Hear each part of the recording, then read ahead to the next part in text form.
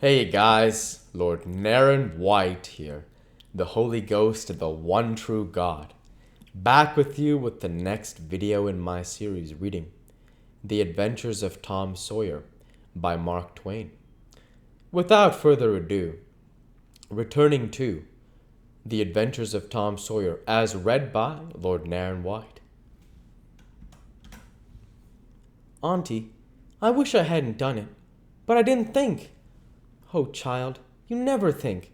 You never think of anything but your own selfishness. You could think to come all the way over here from Jackson's Island in the night to laugh at our troubles. And you could think to fool me with a lie about a dream, but you couldn't ever think to pity us and save us from sorrow. Auntie, I know now it was mean, but I didn't mean to be mean. I didn't, honest. And besides, I didn't come over to laugh at you that night. What did you come for then? It was to tell you not to be uneasy about us, because we hadn't got drowned. Tom, I would be the thankfulest soul in this world if I could believe you ever had as good a thought as that. But you know you never did, and I know it, Tom. Indeed, I did, Auntie. I wish I may never stir if I didn't. Oh, Tom, don't lie. Don't do it. It only makes things 100 times worse. It ain't a lie, Auntie. It's the truth. I wanted to keep you from grieving. That was all that made me come. I'd give the whole world to believe that. It would cover up a power of sins, Tom. I'd be most glad you'd run off and acted so bad. But it ain't reasonable, because why didn't you tell me, child? Why, you see, when you got to talking about the funeral, I just got all full of the idea of our coming and hiding in the church, and I couldn't somehow bear to spoil it. So I just put the bark back in my pocket and kept mum. What bark? The bark I had wrote on to tell you we'd gone pirating. I wish now you'd waked up when I kissed you. I do, honest. The hard lines in his aunt's face relaxed and a sudden tenderness dawned in her eyes. Did you kiss me, Tom? Why, yes, I did. And you're sure you did, Tom? Why, yes, I did, Auntie. Certain sure. What did you kiss me for, Tom? Because I loved you so. And you laid there moaning, and I was so sorry. The words sounded like truth. The old lady could not hide a tremor in her voice when she said, Kiss me again, Tom, and be off with you to school. Now, and don't bother me any more. The moment he was gone, she ran to a closet and got out the ruin of a jacket which Tom had gone pirating in. Then she stopped, with it in her hand, and said to herself, No, I don't dare. Poor boy, I reckon he's lied about it. But it's a blessed lie. There's such a comfort from it. I know the Lord will forgive him, because it was such good-heartedness in him to tell him. But I don't want to find out it's a lie. I won't look. She had put the jacket away and stood by musing a minute. Twice she put out her hand to take the garment again, and twice she refrained. Once more she ventured, and this time she fortified herself with the thought, It's a good lie. I won't let it grieve me. So she sought the jacket pocket.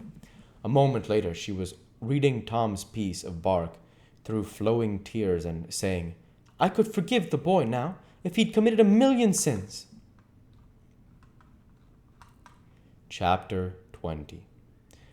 There was something about Aunt Polly's manner when she kissed Tom that swept away his low spirits and made him light-hearted and happy again. He started to school and had the luck of coming upon Becky Thatcher at the head of Meadow Lane. His mood always determined his manner. Without a moment's hesitation, he ran to her and said, I acted mighty mean today, Becky, and I'm so sorry. I won't ever do that way again, As long as ever I live. Please make up, won't you? The girl stopped and looked him scornfully in the face. I'll thank you to keep yourself to yourself, Mr. Thomas Sawyer. I'll never speak to you again. She tossed her head and passed on. Tom was so stunned that he had not even presence enough mind enough to say, Who cares, Miss Smarty? until the right time to say it had gone by. So he said nothing. But he was in a fine rage, nevertheless. He moped into the schoolyard, wishing she were a boy, and imagining how he would trounce her if she were. He presently encountered her and delivered a stinging remark as he passed. She hurled one in return, and the angry breach was complete. It seemed to Becky, in her hot resentment, that she could hardly wait for school to take in. She was so impatient to see Tom flogged for the injured spelling book, if she had any lingering notion of exposing Alfred Temple. Tom's offensive fling had driven it entirely away. Poor girl! She did not know how fast she was nearing trouble herself. The master, Mr. Dobbins, had reached middle age with an unsatisfied ambition. The darling of his desires was to be a doctor, but poverty had decreed that he should be nothing higher than a village schoolmaster. Every day he took a mysterious book out of his desk and absorbed himself in it at times when no classes were reciting. He kept that book under lock and key. There was not an urchin in school but was perishing to have a glimpse of it, but the chance never came. Every boy and girl had a theory about the nature of that book, but no two theories were alike, and there was no way of getting at the facts in the case. Now, as Becky was passing by the desk, which stood near the door, she noticed that the key was in the lock. It was a precious moment. She glanced around, found herself alone, and the next instant she had the book in her hands. The title page, Professor Somebody's Anatomy, carried no information to her mind, so she began to turn the leaves. She came at once upon a handsomely engraved and colored frontispiece, a human figure stark naked. At that moment, a shadow fell on the page, and Tom Sawyer stepped in at the door and caught a glimpse of the picture. Becky snatched at the book to close it, and the hard luck to tear the pictured page half down the middle. She thrust the volume into the desk, turned the key, and burst out crying with shame and vexation. Tom Sawyer, you are just as mean as you can be, to sneak up on a person and look at what they're looking at. How could I know you was looking at anything? You ought to be ashamed of yourself, Tom Sawyer. You know you're going to tell on me. And oh, what shall I do? I shall be whipped, and I was never whipped in school. Then she stamped her little foot and said, Be so mean if you want to. I know something that's going to happen. You just wait and you'll see. Hateful, hateful, hateful. And she flung out of the house with a new explosion of crime. Tom stood still, rather flustered by this onslaught. Presently, he said to himself, What a curious kind of fool a girl is. Never been licked in school? Shucks, what a licking. That's just like a girl. They're so thin-skinned and chicken-hearted. Well, of course, I ain't going to tell that old Dobbins on this little fool, because there's no other ways of getting even on her. That ain't so mean. But what of it? Old Dobbins will ask who it was tore his book.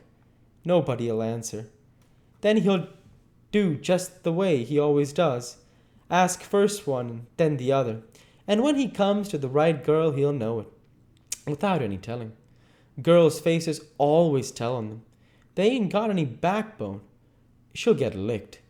Well, it's kind of a tight place for Becky Thatcher, because there ain't any way of it. Tom conned the thing a moment longer and then added, All right, though. She'd like to see me in just such a fix. Let her sweat it out.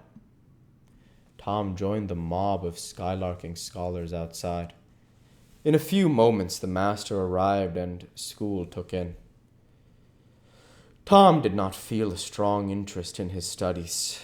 Every time he stole a glance at the girl's side of the room, Becky's face troubled him. Considering all things, he did not want to pity her, and yet it was all he could do to help it.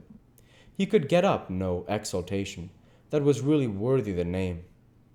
Presently, the spelling book discovery was made, and Tom's mind was entirely full of his own matters for a while after that.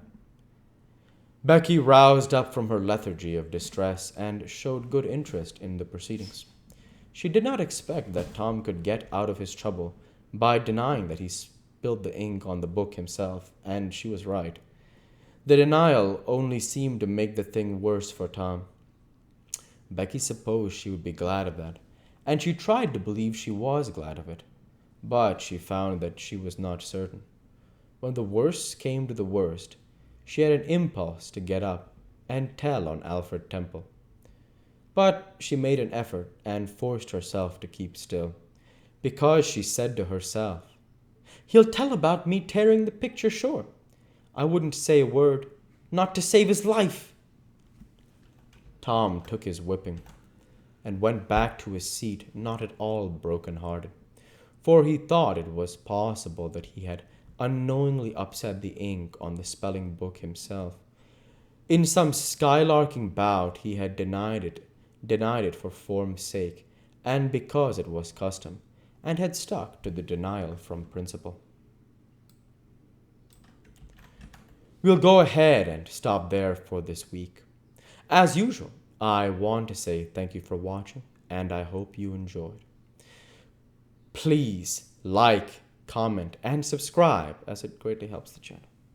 Like to be with you all. Take care, and thanks again.